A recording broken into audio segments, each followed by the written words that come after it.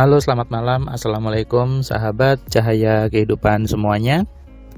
Bagaimana kabar Anda di hari ini? Hari Kamis tanggal 11 November 2021. Kembali saya membuat sebuah catatan harian yang berisi pengalaman, yang berisi inspirasi, kemudian berisi kisah-kisah dari orang-orang yang belajar kelas AMC di hari ini. Hari Kamis ini seharusnya tadi ada jadwal untuk kelas private gitu ya, kelas privat offline ke Surabaya. Sudah teratur kan jadwalnya. Tapi Bapak yang harusnya hari ini itu dia ada halangan sehingga harus dia memilih tidak datang di kelas hari ini, dijadwalkan di minggu depannya. Tadi ada bapaknya WA ke Mbak Ita pagi-pagi bahwa dia harus ada pekerjaan ke Jakarta. Beliau dari Jogja sudah terjadwal, tapi tiba-tiba ada pekerjaan ke Jakarta. Dari kisah ini gitu ya, kadang banyak orang menganggap berarti kan tidak jadi gitu. Padahal sudah disiapkan, sudah diatur gitu. Tapi tahukah Anda bahwa semalam sebelum Mbak Ita WA saya kalau orangnya ada acara, saya memang punya keinginan untuk menunda kelas hari ini, karena hari ini gitu saya ada janji dengan anak saya untuk ngajak dia jalan-jalan, karena dia bilang bahwa jadi lama ndak ke markas, ndak ke mall gitu ya. Kakak mau main dari pagi, dari siang. Ketika saya sebagai seorang ayah mendengar permintaan anak saya seperti itu, maka akhirnya saya sudah besok ya gitu. Tapi saya udah bilang bahwa tapi besok agak sore ya nak ya gitu. Anak saya kalau bisa dari siang gitu. Nah, itu kemudian saya terbersit di kepala saya bahwa bapaknya besok di cancel bisa nggak ya gitu, atau besok bapaknya minta tunda bisa nggak ya gitu.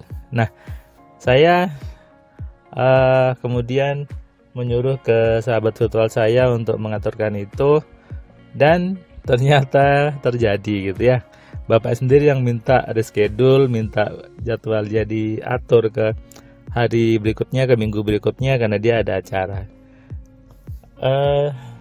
Terkadang gitu ya, terkadang banyak orang punya keinginan tapi dia tidak tahu bagaimana mengeksekusinya, lalu ketika tidak terjadi menganggap itu sudah kehendak Tuhan. Ketika kejadiannya jelek menganggap itu sebuah musibah. Ketika kejadiannya itu negatif anggap itu sebuah peristiwa yang tidak nyaman.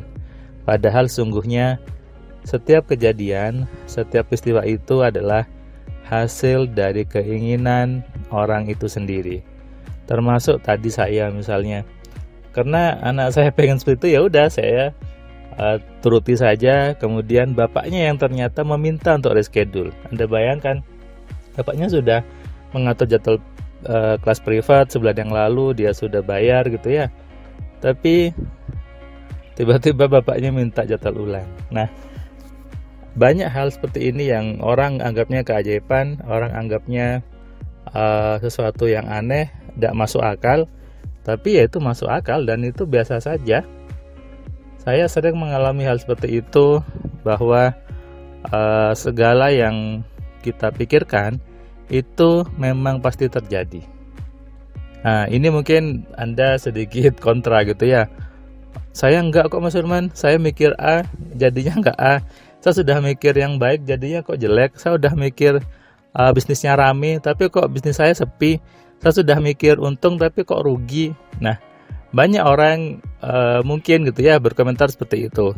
Sehingga sebagian dari mereka akhirnya karena tidak mau belajar, tidak mau mengupgrade ilmunya, tidak mau menambah ilmunya, lalu mengatakan, ya ini sudah kehendak Tuhan, ini sudah takdir Tuhan, ini sudah Tuhan yang ngatur sebagainya. Padahal bukan. Tuhan sudah ngasih kita sebuah mekanisme, Tuhan sudah ngasih kita sebuah alat, yaitu pikiran, yang dimana kita harus belajar bagaimana memprogramnya, bagaimana mengaturnya, bagaimana mengelolanya.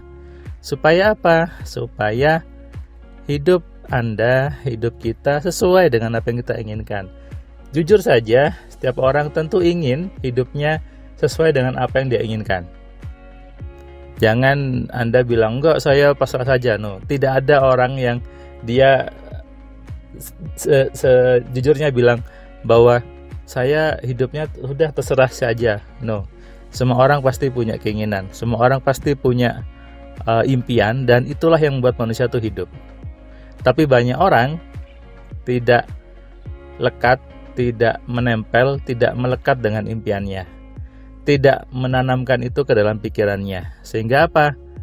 Program di pikirannya justru menolak impian itu terjadi. Program di pikirannya justru berlawanan dengan apa yang dia inginkan. Nah, ini yang buat orang akhirnya, oh berarti apa yang saya pikirkan itu nggak selalu terjadi, apa yang saya inginkan itu nggak selalu terwujud. Nah, muncul kesimpulan seperti itu. Padahal kesimpulan ini dari sebuah sebuah informasi, sebuah eksperimen, sebuah data yang salah, sebuah aktivitas yang keliru. Kenapa? Karena dia belum benar gitu ya dalam mengelola pikirannya, belum benar dalam mengatur isi kepalanya. Padahal kalau sudah benar, sudah sesuai, ya sama dengan kita mengirimkan pesan WA lewat handphone. Kalau sudah benar caranya, ya pasti nyampainya benar, sudah pasti sesuai hasilnya. Ini sama dengan di kehidupan kita sebetulnya. Hidup kita ke depan, hidup Anda ke depan, itu tergantung bagaimana Anda memprogram dalam kepala Anda. Tapi ingat, programnya harus selaras dengan semua yang ada. Programnya harus sinkron kalau bahasa saya gitu. Tapi jangan saling tidak selaras. Jadi sebetulnya Tuhan itu menunggu kita untuk selaras, untuk sinkron. Maka Tuhan pasti menyetujui, Tuhan pasti mengabulkan apa yang kita inginkan. Dan itulah hidup manusia. Hidup manusia memang disuruh Tuhan untuk menggunakan pikirannya. Jadi bukan saya yang nyuruh Anda harus pakai pikiran gitu, bukan. Tuhan sudah memerintahkan kita sebagai manusia yang punya kepala, yang punya pikiran, untuk pakai pikirannya, untuk digunakan pikirannya. Supaya apa? Supaya hidupnya sesuai dengan apa yang Anda mau. Kita boleh punya kemauan, Anda boleh punya keinginan. Anda mau menikah dengan cewek seperti ini, Anda mau menikah dengan cowok seperti itu, boleh saja. Anda mau bisnisnya rame, boleh saja. Semua orang boleh punya keinginan, bahkan semua orang memang wajib punya keinginan. Semua orang wajib punya impian. Itulah yang membuat hidup itu bergerak, itulah yang membuat hidup itu ada arahnya, ada tujuannya. Kalau Anda takut punya keinginan, kalau Anda takut punya impian, maka hidup Anda jadinya tidak terarah. Nah, makanya penting sekali menggunakan pikiran, memahami bagaimana kerja pikiran, bagaimana mengontrol pikiran, supaya apa? Supaya selaras dengan impian-impian Anda. Maka pasti impian Anda terwujud. Bukan kerja kerasnya, bukan bisnisnya, bukan capek-capeknya yang menentukan impian seorang itu terwujud, tapi bagaimana pikirannya bisa sesuai dengan apa yang Anda inginkan. Itulah sebetulnya kunci impian terwujud. Sadari ini dan renungkan. Buat Anda yang belum subscribe, silakan klik subscribe-nya dan nyalakan loncengnya supaya Anda dapat notifikasi setiap ada video baru di Cahaya Kehidupan. Selamat malam, selamat istirahat, salam sehat, salam kaya, salam cerdas. Dari saya, Firman Pratama. Assalamualaikum.